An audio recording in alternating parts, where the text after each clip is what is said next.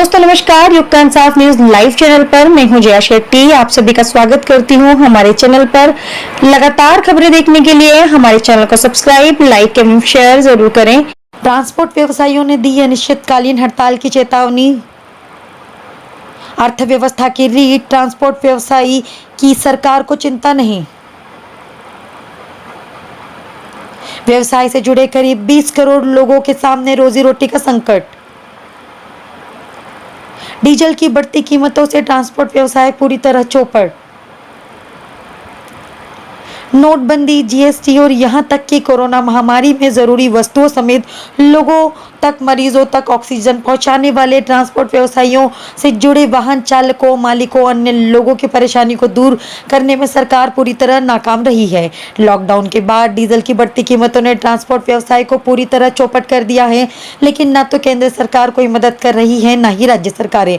Transport व्यवसाय की तरह ही डीजल की कीमतें बढ़ने का सीधा असर आम जनता के ऊपर महंगाई के रूप में नजर आ रहा है। एक तरफ सरकार डीजल की कीमतों में लगाम न लगाकर ट्रांसपोर्ट व्यवसायी व कर्मचारियों और आम जनता के साथ छल किया है। ट्रांसपोर्ट व्यवसायी की समस्याओं को लेकर all India motor transport Congress के पदाधिकारियों के एक प्रतिनिधि मंडल ने आज संभाग आयुक्त पवन शर्मा से मुलाकात कर प्रधानमंत्री नरेंद्र मोदी, वित्त मंत्री निर्मला सीतारमण एवं सड़क मंत्री नितिन गडकरी के नाम एक ज्ञापन सौंपा। ज्ञापन में केंद्र सरकार से डीजल व पेट्रोल तथा वेट में कमी करने की मांग की गई है। साथ ही पूरे देश में सभी जगह डीजल व पेट्रोल के भाव एक समान रख के साथ ही कीमतों को तिमाही रिवीजन करने का आग्रह भी किया गया है तथा ट्रांसपोर्ट कांग्रेस ने चेतावनी देते हुए कहा है कि उनकी मांगों पर सरकार ध्यान आकर्षित नहीं करती है तो पूरे देश में ट्रांसपोर्ट व्यवसायी अनिश्चितकालीन हड़ताल पर जाएंगे।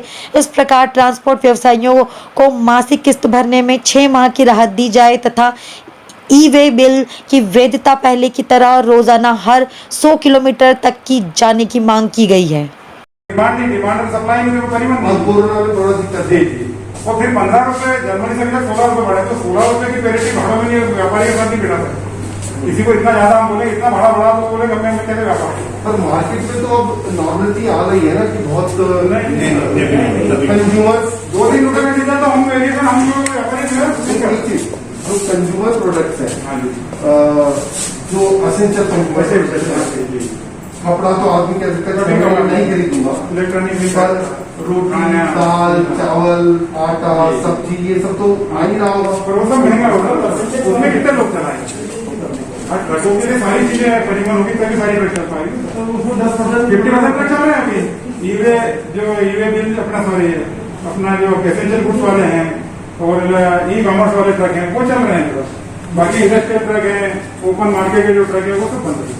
इंडस्ट्री में जितनी भी प्रोडक्शन वाली है जैसे ऑटोमोबाइल वाली गाड़ियां हैं, अच्छा उनकी सेल कम हो सेल कम है, कम है फैक्ट्री अभी सेल माल को कीमत ऑलरेडी बढ़ा चुके हैं व्यापारी लोग।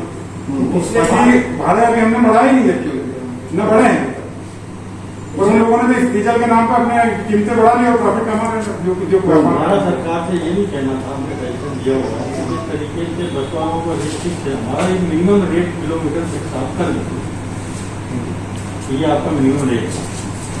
ऑटो वाले ज्ञापन हमने दिया था परिवहन चेकपोस्ट का सर, वो भी आज तक समस्या का हल नहीं हुआ। इतनी ज्यादा मतलब इस कोरोना काल में त्रासदी है। एक्चुअली कोरोना में मैं आपको सच बताऊं, कोरोना का इलाज इतनी बड़ी संख्या की इतनी प्रायोरिटी ले लेता आप समझ सकते हो। बिल्कुल बिल्कुल हमने भी सेवा वैसे करी सर। उसके बीच सारी चीजें ना सेकेंडरी हो जाती हैं, सारा ध्यान रहता है कि हॉस्पिटल में क्या हो रहा है, कितने मरीज आ रहे हैं, कौन ब्लड फंगस हो रहा है, कहाँ से दवाई आ जाए, कहाँ से वैक्सीन लग जाए। अभी लाइफ की प्रायोरिटी बिल्कुल अलग चल रही है। मतलब corona is taken so much precedence, आप समझते नहीं है। बड़ी हमारे साथ जिस कुछ ना कुछ लोग किसी सबके प्रभावित अधिकारी हमने आपको शिकायत की, किसी अधिकारी को जांच भी जल्दी नहीं वो ऑफिस भेज दिया, अंदर बिठा दिया, पूरी जांच कर रहा हूँ पैसा ले रहा हूँ जिसके हमने आपको उसी आदमी को इंदौर ऑफिस में डेप्यूट कर दिया, ट्रांसफर कर दिया और वहीं जांच हो रही उसकी। ट्रांसपोर्ट वाला ट्रांसपोर्ट वाला परिवहन चेकपोस्ट पे भ्रष्टाचार के लिए आया था, जिसकी कमोड अधिकारी को इंदौर ऑफिस में पोस्टिंग कर दी। उसकी दोबारा थैंक यू। बात को लेकर आपका विशेष ज्ञापन देते हैं? आज हम all India motor transport Congress पूरे देश की जो संस्था है उसके निर्देशन पे हमारे इंदौर के जितने ट्रांसपोर्टर संगठन हैं सभी लोग कमिश्नर साहब से टाइम लेके एक मेमोरेंडम देने आए हैं। आज देश में डीजल की स्थिति से इतनी महंगाई बढ़ गई है और हमारी जो ट्रेड पिछले लॉकडाउन से लेके 2 बार लॉकडाउन झेल चुके हम लोग, जो व्यापार बिल्कुल धरातल पर चला गया है, जहाँ कोई कॉस्टिंग निकल नहीं रही, लेकिन पूरा डीजल का भार ट्रांसपोर्ट डिपार्टमेंट पे ही डाल दिया है, परिवहन विभाग पे। तो हमारा जो परिवहन करता है उसकी स्थिति ये है कि आज की तारीख में अपने ट्रक का खर्चा, एक नॉमिनल जो खर्चा है वो भी नहीं निकाल पा रहा है। किस्तें वो कहाँ से देगा, उसके घर का खर्च कैसे चलाएगा, टायर कैसे डलाएगा। मतलब स्थिति ये है कि 60 से 70% ट्रकें तो खड़ी होने की पोजीशन में आ गई हैं और बल्कि 50% गाड़ियाँ खड़ी हो भी चुकी हैं। यदि इसी तरह चलता रहा तो निश्चित ही एक दिन पूरा हमको ये जो सिस्टम है, आप ये मान के चलिए ट्रांसपोर्टरों को बंद करने पे ही मजबूर होना पड़ेगा। और इस काम को करके कोई भी आज की तारीख में सुखी नहीं है। तो ये हमारे देश की एक विडंबना है कि जहाँ 40% डीजल का रेट पिछले 4 से 5 महीने के अंदर बढ़ गया हो, मतलब इतनी ज़्यादा महंगाई, कोई ऐसा इम्पैक्ट नहीं पड़ा है देश के ऊपर।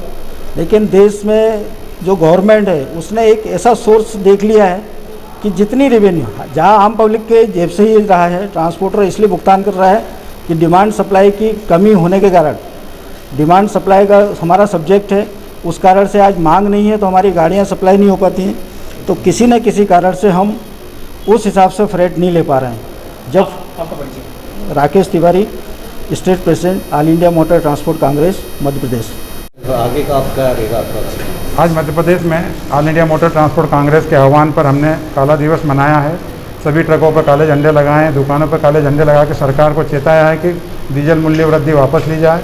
कोरोना काल में जो हमें लोन मोरेटोरियम नहीं दिया गया वो दिया जाए और परिवहन चेक पर भ्रष्टाचार उसे बंद किया जाए और ई-वे बिल की विसंगतियों को दूर किया जाए। इन्हीं मुद्दों को लेकर हमने आज सरकार को चेताया है। सरकार अगर हमारी बात नहीं सुनती है तो अगस्त के प्रथम सप्ताह में हम देश के अंदर, मध्य प्रदेश के अंदर संपूर्ण व्यापार का लॉकडाउन चक्का जाम करेंगे। आपका शुक्रिया। CL मुकाती, अध्यक्ष Indore truck operator and transport association. Sir, क्या कारण है लंबे समय से आप हड़ताल कर रहे हैं? हर बार नई नई योजनाएं बनाई जाती है लेकिन सरकार सुन नहीं रही है, तो क्या आगामी चुनाव में इसका इफेक्ट पड़ेगा? नगर निकाय चुनाव होने के बिल्कुल, निकाय चुनाव में आम पब्लिक जो है आज महंगाई को लेकर त्राही कर रही है और निश्चित हम लोग भी अभी आगे जब भी मांग और आपूर्ति बाजार में होगी तो हम अपने भाड़े 50% बढ़ाएंगे और वो जो है वो बोझ पर आम जनता को पड़ेगा। और जब आम जनता जब त्राही करेगी तो निश्चित है सरकार को निकाय चुनाव पे इसका असर पड़ेगा।